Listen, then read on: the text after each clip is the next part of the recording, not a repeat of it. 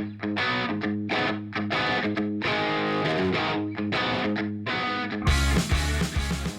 up, guys? Welcome to Financial Dad. Welcome to episode 2 of Getting Started on Your Financial Journey.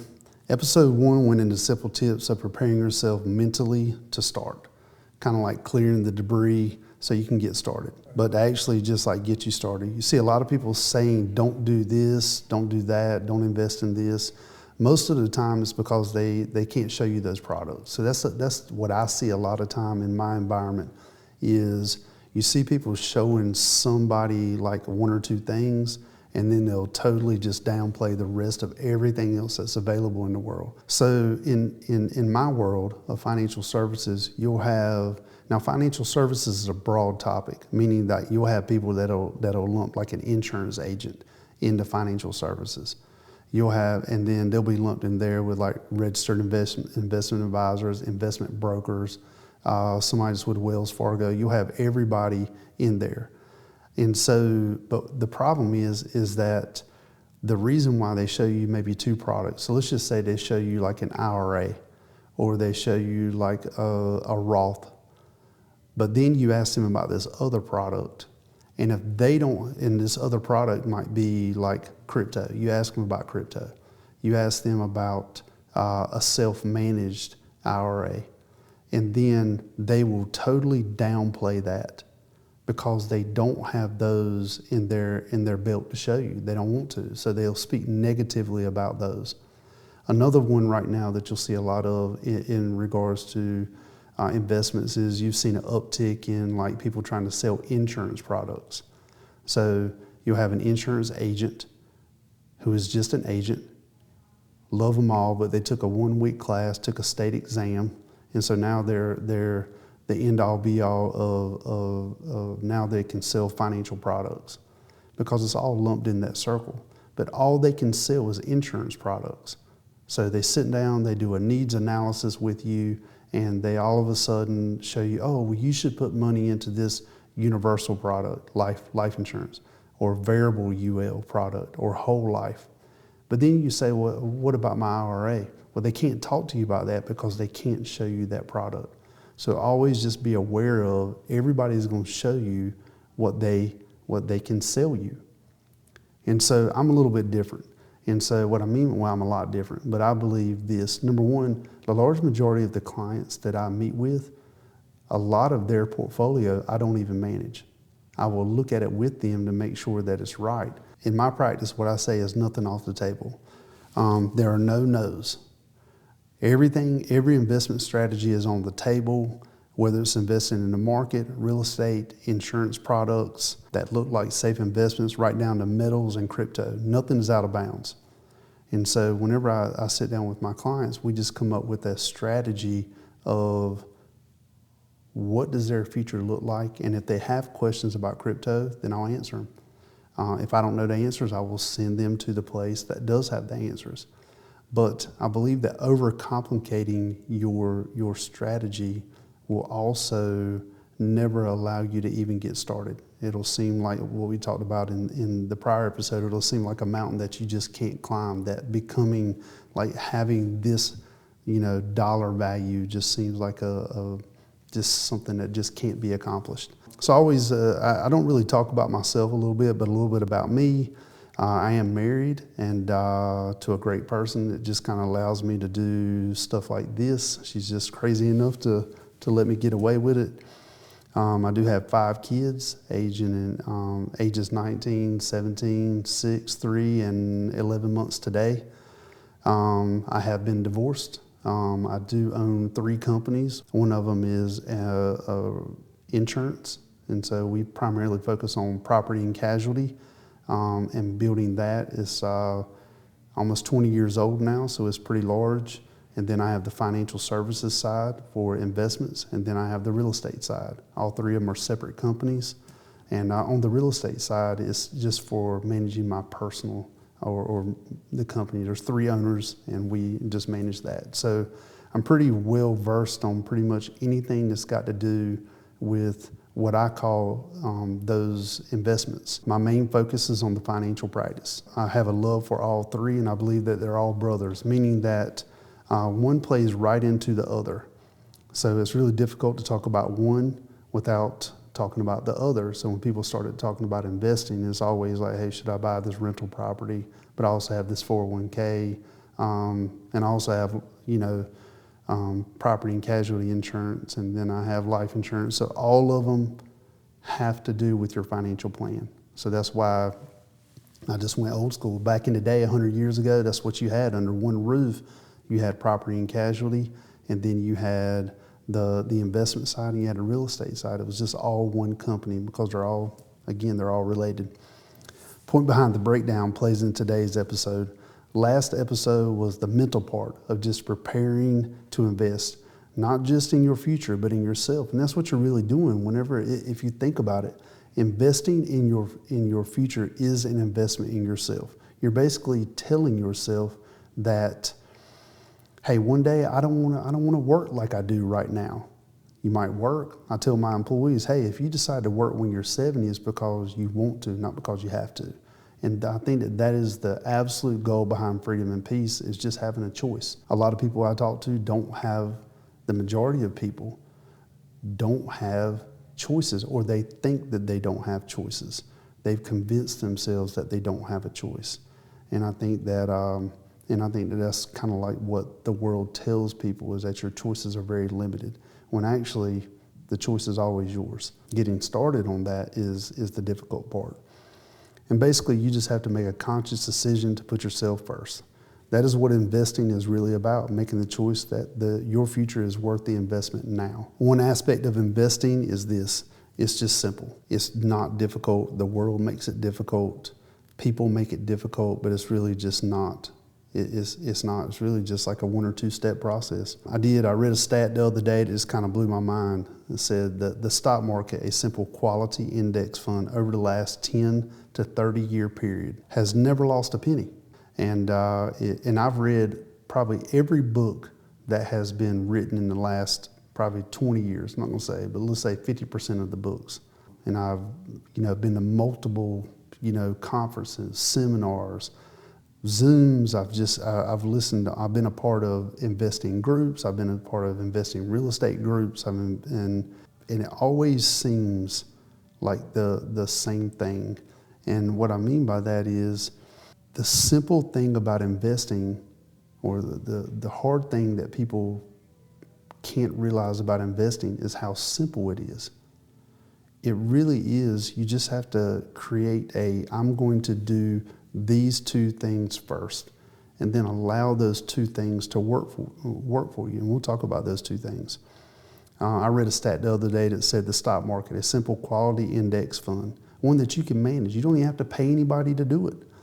Over a 10 to 30 year period, has never lost anyone a penny over the 30-year stretch. Now, did it have ups and downs? Sure. But you always ended up with way more money than you put in. That's the point. If it loses money, did it really lose your money, or did it lose some of the interest that accumulated? But then it always gained it back if you allowed it. So it started me thinking, I wonder why people overcomplicate it.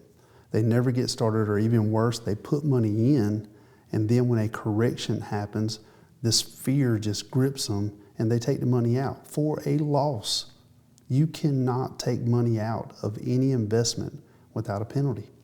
And of course there's some, so I'll just go with the Michael Jordan. There's 97% of them that if it's a qualified fund, and what I mean by that is that taxes are deferred, means that you will get a penalty, as well as then you have to pay taxes if there is any gain. So why do people do that? And so we'll talk about that today. Last little thing that I read the other day was, before we get started in the tips, everyone knows or has heard of Warren Buffett. In an interview, the dude's 94 years old. He's been in investments all of his life, and he's just like a chill, low-key dude to the public. But in an interview, he was asked why he gives away all of his secrets to wealth for free. And again, the majority of what he says is of public record. Every move this guy has made has been written about and studied. There are classes at like Wharton's, or most business schools have like a Warren Buffett class that go over his strategies. And his answer is this, and this is probably the answer for all people that give away their advice for free. Because the majority of the people will not follow the simple rules. They will overcomplicate how easy it is and then convince themselves that it has to be harder than this, so they never get started. They never take even a super simple step to get started. So he was like, I can give away all of the free advice and show you exactly how I did it. And show you exactly what you should do to set yourself apart from the old person. You're not trying to set yourself apart from people.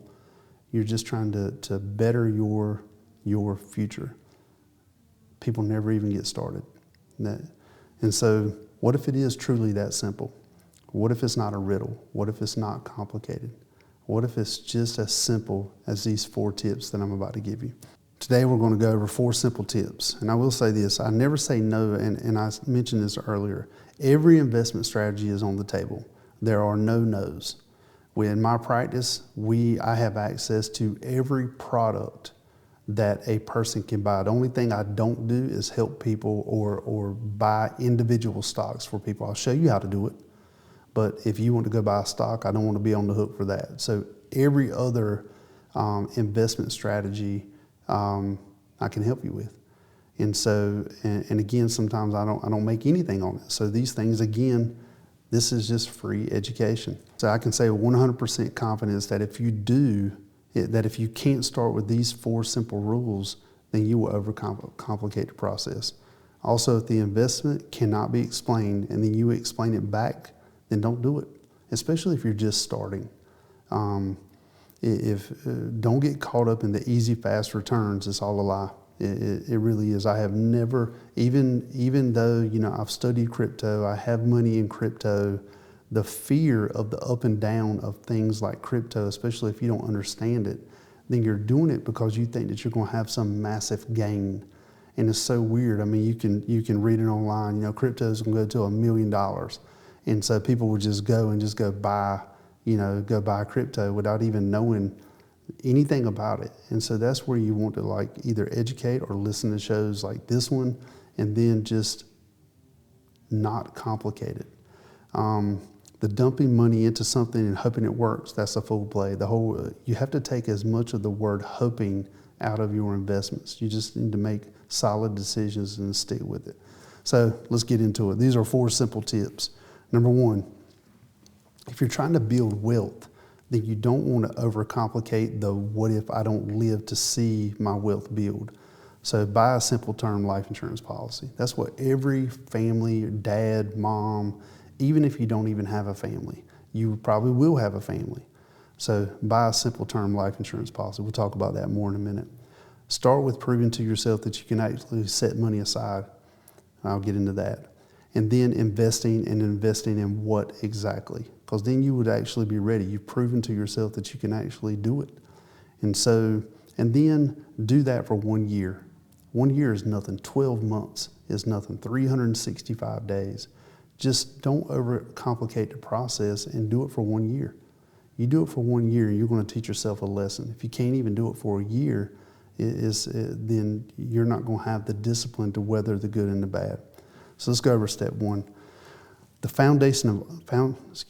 go over step 1. The foundation of all investing is a simple life insurance plan. A cheap 30-year policy with a 30-year guarantee, meaning that your premium won't change for 30 years. And so that's locked in. And then whenever it comes to the amount, that's just all relative to what you have going on. I mean, some people take out a ridiculous amount of insurance and they have no reason to do it.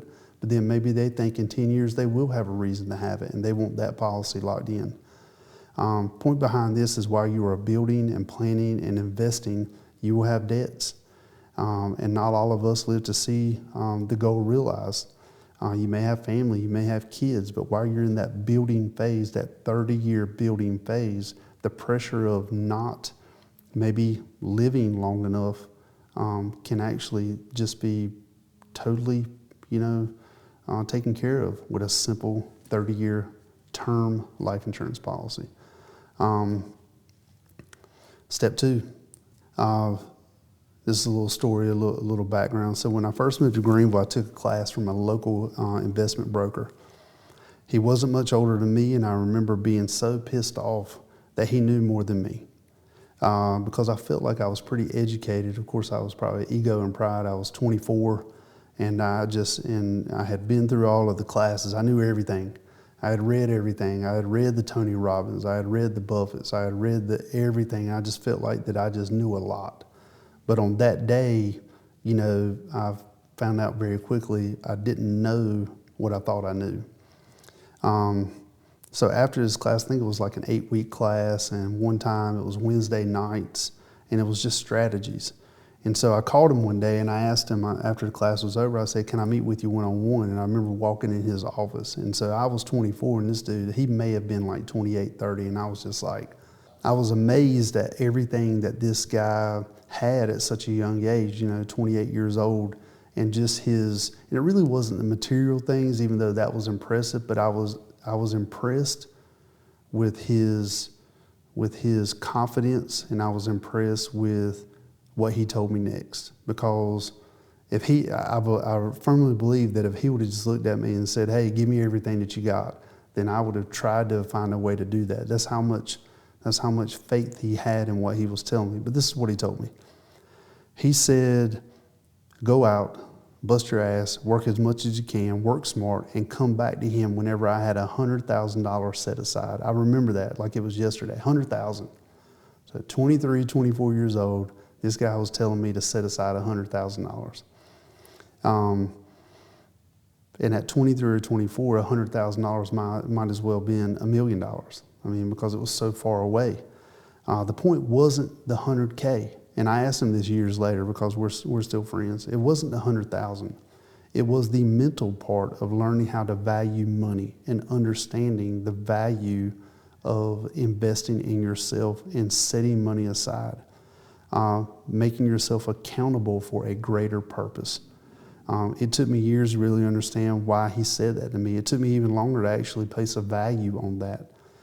It took me even longer to because I was building my company at the time, to understand the value of waiting to set money aside, and how I wish, like I always say, talk to somebody a little bit older than you that did do it, and they'll be like, or that didn't do it, and they will tell you the goods and the bads. But for me, I always regretted not doing what he said do. And I think it was because he dropped that $100,000 number on me. And it just seemed so like, well, dude, what are you talking about? That's ridiculous.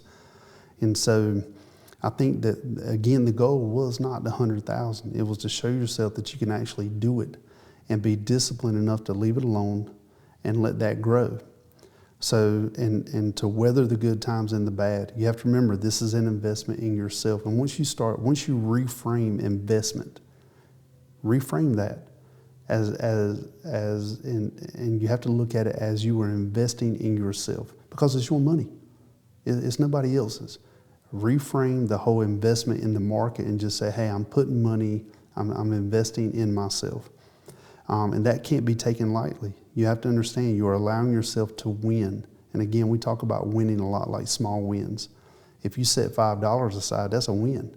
If you told yourself that you were going to set $5 aside and you did set $5 aside, whether or not that was $5 or $10,000, if you set it aside and you did what you said you were going to do, that's a small win. And even though I'm not saying $10,000 is not, it's all relative. Some people, $10,000 is nothing. Some people, $10 is a lot. But just doing it is where the win is. The ultimate goal of every person I meet with is freedom and peace. It always comes back to sacrifice and discipline. What are you willing to sacrifice now? And it's not really a sacrifice, is it? I mean, if you're setting money aside for yourself, you didn't sacrifice anything. You didn't spend the money, you just set it aside. And so is it really a sacrifice? And that's probably for another episode. But for today's episode, let's keep it simple. We're going to talk about two different people. Number one, we're going to talk about a person that you're a W-2 employee and you work for somebody. And so you get paid a salary or a wage, and they're taking out taxes. And so if that company that you work for has a 401k, then you should be putting in at least 10%. You got to put in 10%. That's like the minimum bar, and that's a simple number. If your company also contributes, then that's just a plus. Simple but effective. The hard thing about a W-2 and 1099 employee is that if you put in a minimal amount, let's say 5 to 8% or even 10%, what you're doing is that you're teaching yourself to live off the other 90% minus taxes, because taxes will come out of that money. And then it's going to be super hard for you to put a higher percentage in it later on. So you need to invest in yourself and then learn. So that's why the magic number, it's a cliche kind of an amount, is 15%. And so, and then learn to live off the 85% minus taxes. So that would be for a W-2 or like salaried employee where your employer has a 401k. For example, like the hospital. My wife works for ECU Health. She contributes into their 401k. They match. And so on the employer side, that's the minimum that she does. If you are self-employed and your employer does not have a retirement plan, let's go back on that. Let's just say that you work for an employer that does not have a 401k or any type of retirement plan. A lot of small businesses don't have retirement plans. What you can do is talk to your employer up front about this. Ask them, say, hey, if I do a good job for you and I bring a value to your business, are you willing to take a certain amount of money every year and dump it into an investment that I set up? I think that is a possibility for most employees today where their employer does not have a 401k. I help all my employees. I do not have, through my business, a 401k. What I do is we talk weekly about, at the end of the year, I pay my employees a bonus that they can dump into their retirement accounts. They all have Roths. I help them set it up. I don't make a penny off of it, but I do that because I value their work, and it helps them work harder, work smarter, and it also they're basically invested in my company doing well because of that. And I believe that is an actual possibility for employees to ask for that from their employer if they don't have a 401k. So now let's go into, so that's the first type of employee. The second employee is someone that maybe you're self-employed. So if you're self-employed and you don't have a W-2 or maybe you're a 1099, you can start a simple Roth. These are just two simple things: your work 401k and then a Roth. So a Roth is basically just an investment where you're investing money that has already been taxed, and so and then you dump that money in. It's self-managed. You can go on any investments. You can go to Schwab, you can go to Vanguard, you can go to Fidelity, you can call them, you can set up your own Roth. And then it'll go through a bunch of questions to find out your risk tolerance. And then that's it. That's all you got to do. And the max contribution changes from year to year. But for this year, if you were under 50, you can contribute $7,000 in a year. And if you're over 50, you can contribute $8,000. Again, a Roth is just a simple investment where the money goes in. It has already been taxed. And when you start taking income off of it later on, way down the road, what you take out will not be taxed. Now, of course, don't hold me to that. That could somehow be changed in the future, but as of today, that's how it works. That is and again, that's the reason why there are limits on the amount that you can contribute, because if you could contribute $30,000, everybody would do it. And it would just, as well as on a Roth, you are not told when you have to start taking money out. On what's called qualified funds, which is like a 401k, you are required to start taking money out of it at, I think it's 70 and a half. But on a Roth, it's not. You can contribute forever if If you live to 100, you can contribute to your 100. But those are just two simple things that if you're getting started on your financial path, these are just very simple, uncomplicated steps. Get complicated later. Everybody wants to complicate everything. Get complicated later. Start with this as just like your simple foundation products. Again, you will have so-called investment opportunities thrown at you every day. Some will seem great, almost too good to be true, but the best step is just don't make it complicated. Just takes time and discipline to stay on the path. And do this for 1 year, one lousy freaking year. This is where people don't allow themselves to win. Do it for 1 year. Gain some momentum and then evaluate. Become competent in what you actually have your money in. And I promise you, you'll be so proud of yourself that you'll want it to grow even faster. You will work harder because you see that this investment in yourself is working for you. So again, 3 simple tips. No matter what you decide to put your money in, start with these 3. Basic term life insurance, cheap, 30-year guarantee, covers any debts, covers if you die, and just that's very simple. Set money aside for a few weeks or months just so you can prove to yourself that you can do it. Talk with someone about the plan. Let them hold you accountable. Make sure it's someone that will actually hold you to it. Don't talk to your mama about it, and then you have your engine blows up in your car, and now you got to take money out. That's not accountability. That's somebody that's going to feel sorry for you. Plus, you might be talking to somebody that just has never done it and that doesn't understand what your goal is. So accountability, that's why I like group type of environments. The goal for all of us is to send our dollars out into the world and make them work for us and bring back friends. That's the goal. So again, take at least 10 to 15% of your income and invest into the market. The earlier, the better. It may seem like a lot for someone just entering the job market, but talk to anyone that is 10 years older than you that did not do it, and you will see nothing but regret for not doing it. Talk to someone that did do it. Ask them to see what they did. I think many people would show you exactly what they did if you asked them. Show them. Ask them to look at a statement. Talk to them about it, not just words. And that will give you confidence. That'll give you, hey, I can do this if I did that. So again, I hope these tips help out. Good luck, everyone. Hope these tips will help move you in the right direction. If you have any questions about today's episode, please drop a comment. Remember, you will never regret investing in yourself. Thanks for watching. See you next time.